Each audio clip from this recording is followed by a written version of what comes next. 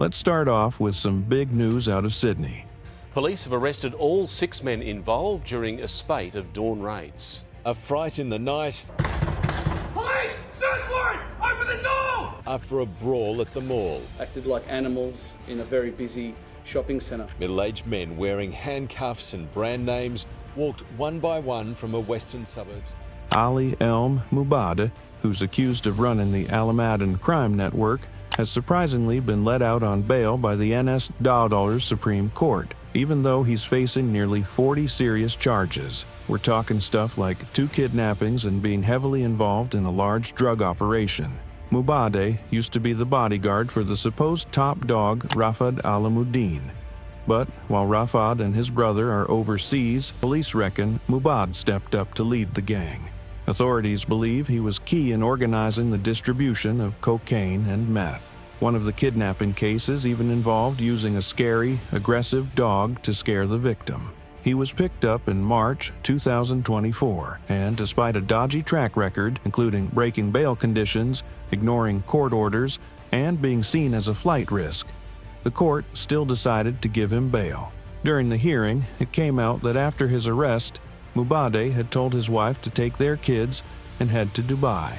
He's also got a history of driving offenses and not sticking to community service rules. Even with all that, the judge granted bail, partly because of the impact it would have on his wife and his role as a carer for his sister, who has intellectual disabilities. The judge admitted it was a tough call, especially since the prosecution seems to have a strong case, especially if they can prove Mubade was behind the encrypted online alias Enterprise, which was allegedly used to run the drug business. There was also evidence of drugs being covered in oil to throw off sniffer dogs, like something out of a movie. Still, he's out, but under strict conditions. He has to report to a police station in Western Sydney every day, and his bail was backed by a whopping $4 million surety from 3 people. Since then, Mubade's been seen checking in with police and will stay under tight watch until his trial. Next, we head to Melbourne for another shocking case. A 35-year-old man from Sydney has been charged with murder over the stabbing of Ruka Carlson, a 31-year-old father of 6, during the early hours of Easter Sunday. The attack happened around 1:30 a.m. on Chapel Street, a lively but sometimes rough nightlife spot in the city. Police say Carlson was chased for several blocks by a group of up to 6 men, then stabbed multiple times and even kicked while on the ground. The weapon might have been a broken glass bottle. People nearby tried to help, but Carlson was left lying in a pool of blood at the corner of Chapel and Chatham Streets. Emergency crews did their best, but he sadly died on the way to the hospital. The suspect, from Lickham in Western Sydney, was caught at Melbourne Airport. He was first charged with affray and assault, and then formally charged with murder on April 24th. He's due to face court on September 4th. According to Acting Detective Inspector Chris Elway, Carlson was known to police, and this wasn't a random act. The men knew each other. Carlson had a rough past, with a criminal record and tattoos to match, but friends and family say he'd been trying to turn things around and was devoted to his 6 kids.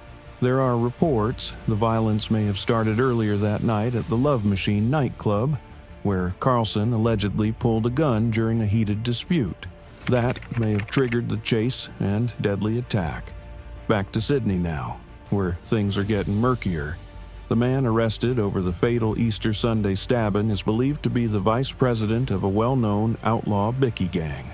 Police haven't confirmed all the details just yet, but they're asking anyone who was in the area or has any video footage to come forward as the investigation ramps up. Meanwhile, in Victoria, police have uncovered a massive drug operation in the town of Moora.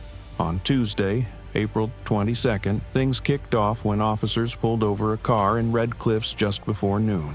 Inside, they found a huge stash of meth worth over $1 million. The driver, a 27-year-old from Wyndham Vale, was arrested on the spot and hit with charges for trafficking a large commercial quantity of the drug. Following that bust, police raided 2 homes in Mildura that they believe are linked to the same drug ring. In total, 4 people were arrested. That includes the Wyndham Vale man and a patched member of the Rebels Bikie gang. Both are now facing serious drug trafficking charges. 2 local women were also arrested. One was charged and let out on bail, and the other was released while police dig further. Cops released a video showing the arrest of the Bikie and the seizure of a massive Rebels gang banner, featuring the gang's old logo over a Confederate flag, plus belts and other gang-related gear. The operation involved multiple police units, and authorities say this might not be the end of it. They're warning more arrests could be on the way. Just a reminder, being found guilty of large-scale drug trafficking in Victoria can land you a life sentence. Next up, a rural drug bust from Queensland. 2 men have been charged after police raided a property in Millmerran Woods out near Toowoomba. The search happened on April 16th, and officers uncovered a serious grow setup.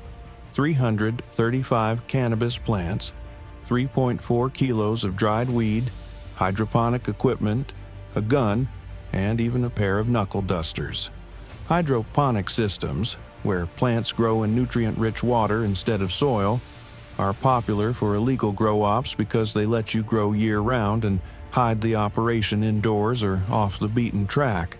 A 37-year-old man was hit with 5 charges, including drug production, possession, and illegal weapons. A 58-year-old was also charged with similar offenses. Both will be back in the Toowoomba Magistrates Court soon. Police believe this was a self-contained, secret setup, tucked away in the countryside, but clearly not far enough from police radar. There's speculation a tip-off might have led officers to the location. And in Canberra, there's more cannabis trouble.